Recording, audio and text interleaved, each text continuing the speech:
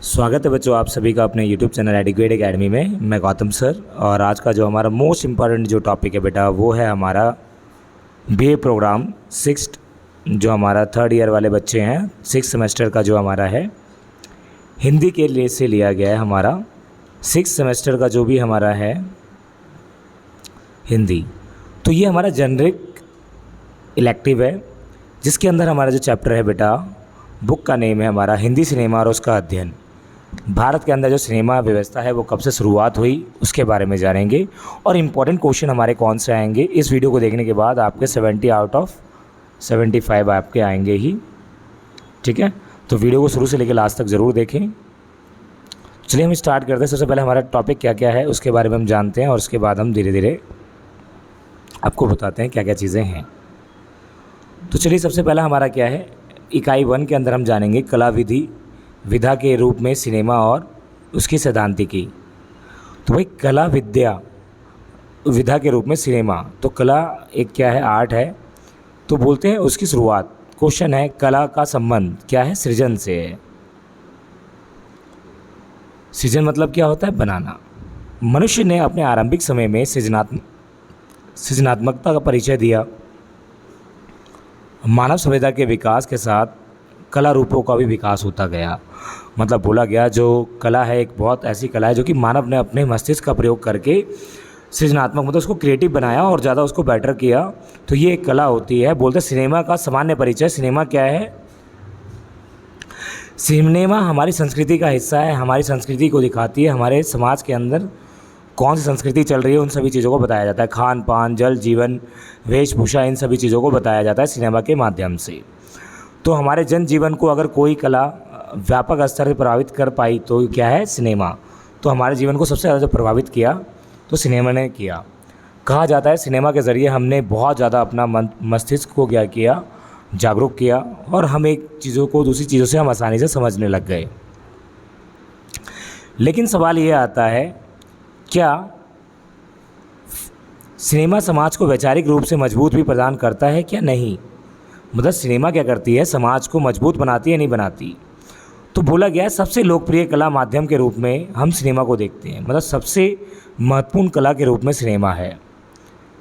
फिल्में समाज और समय के जीवन दस्तावेज होती है। चरित्र प्रधान किसी भी घटना पर बनी फिल्में निर्माण सामाजिक बदलाव की पूर्ति के उद्देश्य से किया जाता है। मतलब किसी भी सिनेमा को इसलिए बनाया जाता है ताकि वो समाज के अंदर एक क्या लेकर आ सके, बदलाव।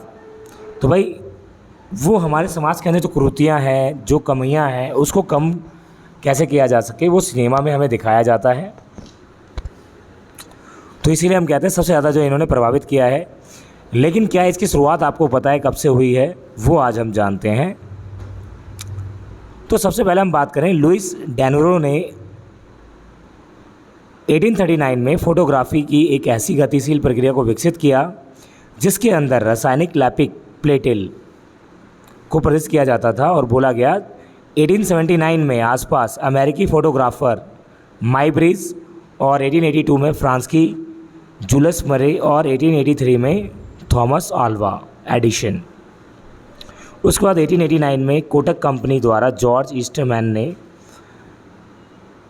आदि के प्रयोग और कैमरे सुधारों में फलस्वरूप फ्रांस के ल्यूमियर बंधुओं ने 28 दिसंबर 1895 को ग्रैंड फेके पेरिस में विश्व पहली गतिशील फिल्म प्रदर्शन की। पूरे वर्ल्ड के अंदर जो 1895 में पहले फिल्म आई, और कहाँ पे, ग्रैंड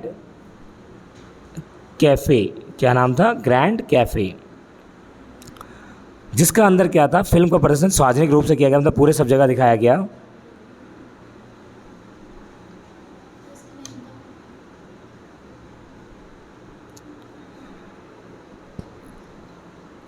ल्यूमियर बंधुओं ने पैसे लेकर 3 फिल्में दिखाई। और जो मैं आपको बताऊँ, ग्रैंड कैफ़े जो मूवी है वो उनके द्वारा ही बनाई गई थी। और बोलते जिनकी विषय वस्तु क्या थी, 3 फिल्में बनाई। कैसे, एक तो स्टेशन पर ट्रेन का आगमन कैसे आती है, फैक्ट्री से निकलने वाले मजदूर और सी बात, ये 3 चीज़ों पर उन्होंने क्या की, मूवी बनाई। सी बात, इन फिल्मों के माध्यम से लोगों को अपनी दुनिया पर्दे देखने का एक अलग ही मज़ा आया। और कहा जाता है धीरे धीरे A Trip to the Moon एक और मूवी बनाई गई। फिल्म की में कल्पना का समावेश किया गया, मतलब कि इमेजिनेशन दिया गया है, अगर हम मून पे जाएंगे तो हमारा क्या होगा। तो एक कला है, कला ने किस तरीके से हमारे सामाजिक, आर्थिक, सांस्कृतिक जीवन को भी प्रभावित किया है। और मैं आपको बता दूं, अगर जो सिनेमा है, सिनेमा की वजह से ही हमारी जो ज़िंदगी है वो कलरफुल है, एक तरीके से हम ये भी कहें। भारत के अंदर सिनेमा का श्री गणेश ल्यूमिए बंधुओं ने किया था 1885 में, जिन्होंने वो ग्रैंड कैफ़े जो चालू की थी। और बोलते हैं 1896 में मुंबई में वॉटसन होटल में ल्यूम बंधुओं ने किया। बोलते हैं उन्होंने क्या किया, लेडीज़ एंड द सोल्जर्स वो बताया, अराइवल ऑफ द ट्रेन, मतलब ट्रेन प्लेटफॉर्म पे कैसे आई, वो इन सभी चीज़ों के बारे में उन्होंने क्या की, मूवी बनाई। तो ये बहुत ज़्यादा प्रभावशाली हुई, उस टाइम पे बहुत चर्चित हुई।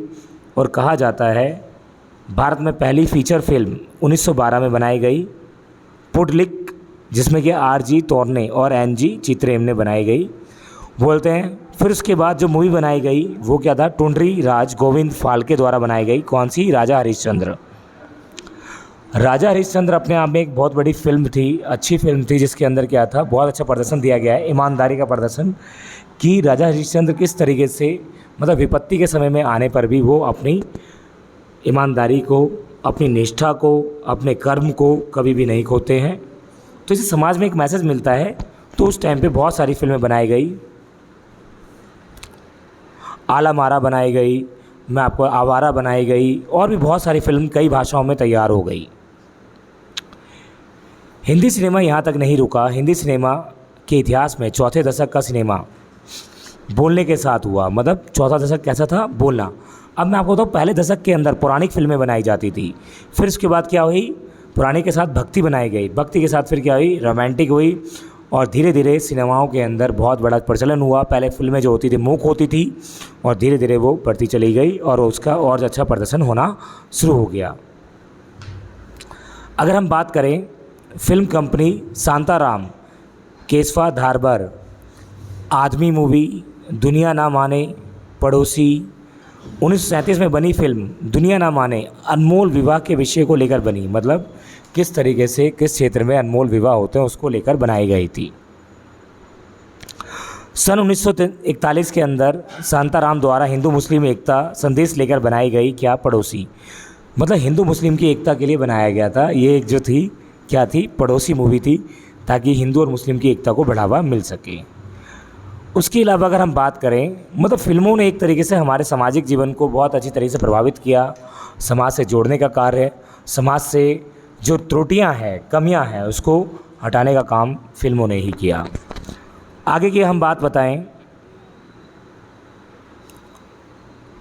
19 अगस्त 1947 के पश्चात फिल्म निर्माण पर अंग्रेजी शासन ने जो अनेक प्रतिबंध लगाए हुए थे वो सीधा क्या कर दिए, हटा दिए गए। क्यों? क्योंकि इस समय क्या हुआ, पूर्ण रूप से जो भारत है ब्रिटिश के चंगुल से पूरा तरह से आज़ाद हो चुका था, इसीलिए अब उनके ऊपर जो प्रतिबंध का जो था वो सारी चीज़ें, प्रसारण व्यवस्था पे कोई भी किसी प्रकार का प्रतिबंध नहीं लगाया गया।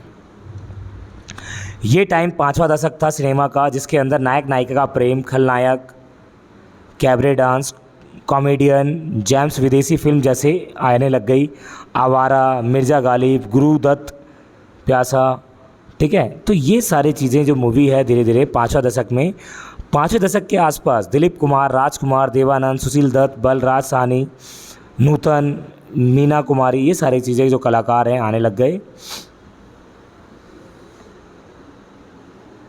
और उस समय 5वें दशक के अंदर राजश्री प्रोडक्शन, जिसकी स्थापना सन 47 में हुई, उसने अपने घरेलू फिल्मों की स्वस्थ परंपरा को जारी रखा। राजश्री प्रोडक्शन बैनर तले बने मैंने प्यार किया, ये जो मूवी बनाई थी, हम आपके हैं कौन, फिल्मों की अपार सफलता प्राप्त की, जो कि बहुत ज़्यादा बॉक्स ऑफिस पर सबसे ज़्यादा चली सेंसरशिप में। और उसके बाद दिल वाले दुल्हनिया ले जाएंगे, ये सारी कुछ फिल्में हैं जो कि बहुत ज़्यादा चर्चित हुई इस समय। कभी खुशी कभी गम, ये जो राजश्री प्रोडक्शन के द्वारा ही चलाई गई। 5वें दशक में जो बहुत ज़्यादा युवा पीढ़ी सिनेमा के केंद्र में रही, सिनेमा की कहानी भी उन्हें देखने वाले में भी, क्योंकि उन्हें लगता था भाई ये ज़्यादातर जो मूवी देखते थे वो स्टूडेंट ही होते थे। आपको बताएं तो पहला जो प्रश्न है बेटा आपका क्या आएगा, प्रश्न मैं आपको बताता हूँ, क्योंकि प्रश्न जानना आपके लिए बहुत ज़्यादा ज़रूरी है। हिंदी सिनेमा की जो शुरुआत प्रारंभ कहाँ से हुई और उसके तीनों फेज़ों के बारे में बताएं। 5 फेज़ हैं, 5 फेज़ों को आप बताने हैं और आप बता सकते हैं सिनेमा की शुरुआत कब से हुई। 1895 से ग्रैंड कैफ़े के नाम से लुम्ब्री रिफे ने किया था। उसके बाद धीरे धीरे ये जो है चलता रहा इसका प्रचलन। ये पहला क्वेश्चन था, ये 20 नंबर का आपका क्वेश्चन आएगा ही आएगा। आप इसको रट के जाएँ चाहे याद करके जाएँ, ये आपकी चॉइस है।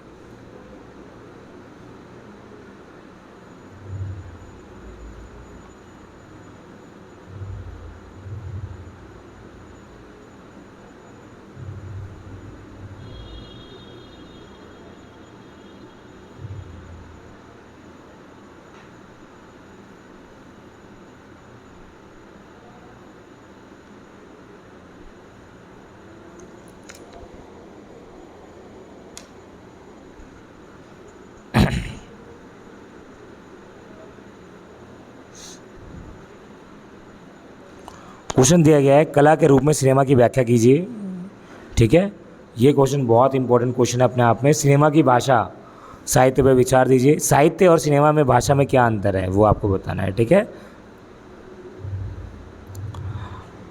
भाई। नेक्स्ट इकाई है हमारी दूसरी इकाई से हिंदी सिनेमा उद्भव और विकास भाग 1 के अंदर अगर हम बात करें तो हिंदी सिनेमा के विकास के अंदर थोड़ी सी और चीज़ें जानते हैं कि वो और क्या चीज़ें थी और वो युग कौन सा रहा।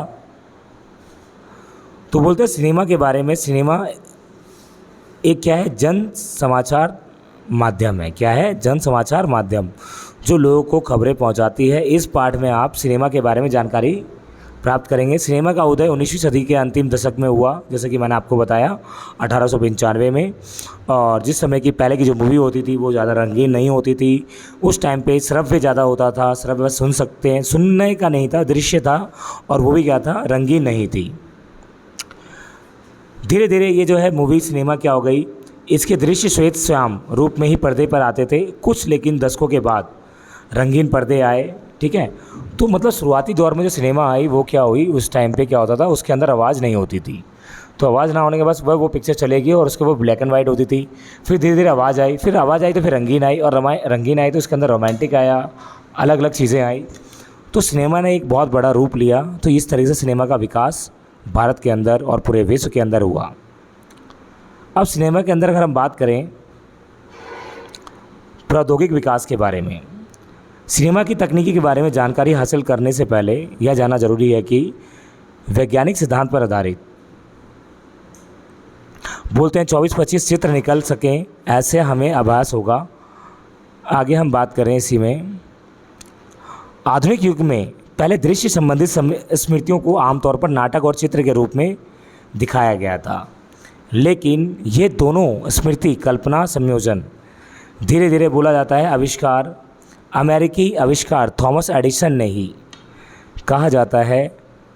19वीं सदी में आखिरी दशकों में जो इसका आविष्कार हुआ फोटोग्राफी का, और उस फोटोग्राफी के ज़रिए एडवर्ड मुइब्रिज 1830 और 1904 में किया था। मुइब्रिज ने घुड़दौड़ के मैदान में कई सारे तार बांध दिए और प्रत्येक तार को एक स्थिर कैमरे के शटर से जोड़ दिया। दौड़ता हुआ घोड़ा तारों को गिरा देता था और जिससे कई सारे चित्र लगातार कैमरे में आ जाती थी।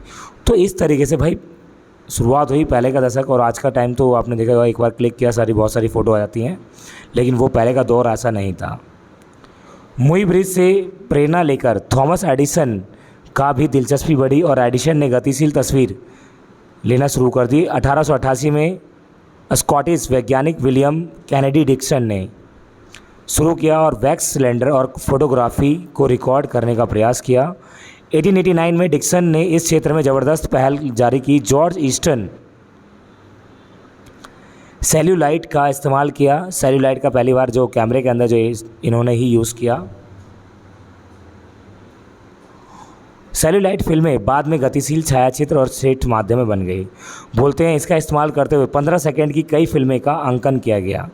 15 सेकंड की बनाई गई शुरुआत दौर पे। फिर वो दौर आता है जब फ्रांस के अगस्ते लुमिए, जिन्होंने क्या किया, लुमिए ने उन्होंने आधुनिक कैमरे का इस्तेमाल किया जो कि प्रिंटर और प्रोजेक्टर के रूप में भी काम कर सकता था। तो लूमियो की जो सिनेमेटोग्राफी है वो बहुत ही ज़्यादा प्रसिद्ध हुई। ठीक है, आरंभ में सिनेमा में आवाज़ नहीं थी, मूक फिल्में दिखाई जाती। मूक क्या होता है? जिसके अंदर आवाज़ नहीं होती बेटा। ठीक है, और पहले की जो फिल्में थी वो क्या थी? रंगीन नहीं हुआ करती थी, ब्लैक एंड वाइट होती थी, लेकिन मैसेज बड़े अच्छे होते थे बेटा, उसके अंदर संवाद बहुत अच्छा होता था। ठीक है, तो ये सिनेमा का विशिष्टता और प्रकार क्या है? लूमियो बंधुओं ने पहली बार जिन फिल्मों का सार्वजनिक प्रदर्शन किया, मैंने आपको बताया वो क्या था, एक तरीके से सराहनीय था। समाज के उन मुद्दों को लिया जाकि वो ये एक यथार्थवादी फिल्म बनाने लग गए। यथार्थवादी मतलब क्या? जो देखा उसी से रिलेटेड उन्होंने बनाई।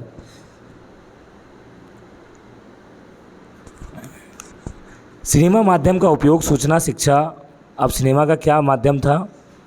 सूचना देना, शिक्षा, मनोरंजन, ये सारे काम सिनेमा के थे। तो 2 क्वेश्चन आपके हो गए। भारत के अंदर सिनेमा का प्रारंभ किस प्रकार हुआ? ठीक है, वो आपको बताना है। विश्व सिनेमा की यात्रा कैसी रही? वो आपको बताना है। ठीक है, तो ये 2 क्वेश्चन आपके हो गए हैं। और सिनेमा विकास की यात्रा कब से कब तक रही? वो आपको बताना। तो ये 2 क्वेश्चन हैं जो कि आपके आने ही हैं। ठीक है,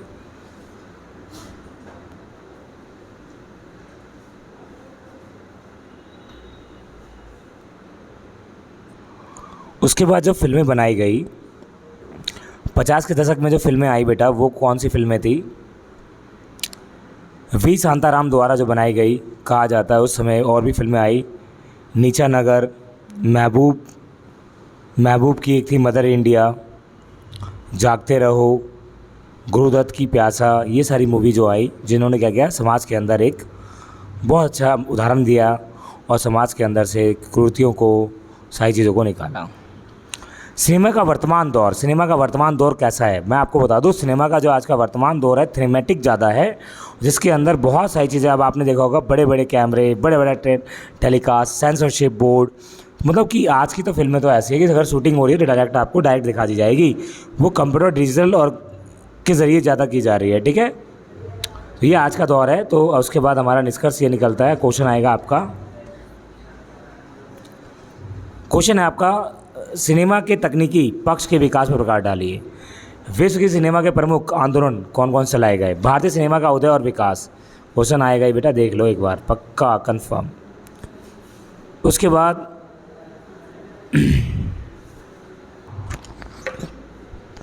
तो 90 के दशक के बाद जो दौर आया, उस दौर के अंदर क्या हुआ? सिनेमा आरंभ से ही सांप्रदायिक एकता, सांस्कृतिक विविधता के पसदार रहा है। मतलब कि वो सांस्कृतिक सांप्रदायिकता को बनाए रखती है। 1990 के बाद बढ़ती सांप्रदायिकता का दबाव असर सिनेमा पर दिखाई देता है। आतंकवाद के नाम पर अंधा राष्ट्रवाद बढ़ावा देने वाली फिल्में रुझान बढ़ने लगा। रोज़ा, बॉम्बे, सरफरोज, वेडनेसडे ऐसी फिल्में आने लग गई। उसके बाद आई भाई आमिर खान की तारे ज़मीं पर, बहुत अच्छी मूवी। और उसके बाद हम आई आ रही जोधा अकबर, अनुराग कश्यप की आई ब्लैक फ्राइडे, ऐसी बहुत सारी जो मूवी है, पान सिंह तोमर, और भी जो है, ये आधुनिक समय की फिल्में हैं। तो ये याद रखना कि आधुनिक समय में सिनेमा का जो दौर है वो आपको बताना है 90 के दशक के बाद। क्लियर है? तो ये रहे हमारे कुछ सिनेमा से रिलेटेड जो कुछ प्रश्न थे वो आपको बताए गए, और आशा करता हूँ कि आप सभी को ये वीडियो समझ में आई हो, और आपको इसको पूरी तरीके से वीडियो को देखो ताकि आपको और भी क्वेश्चन समझ में आएंगे और आपके यही क्वेश्चन आएंगे। ठीक है, धन्यवाद, थैंक यू सो मच।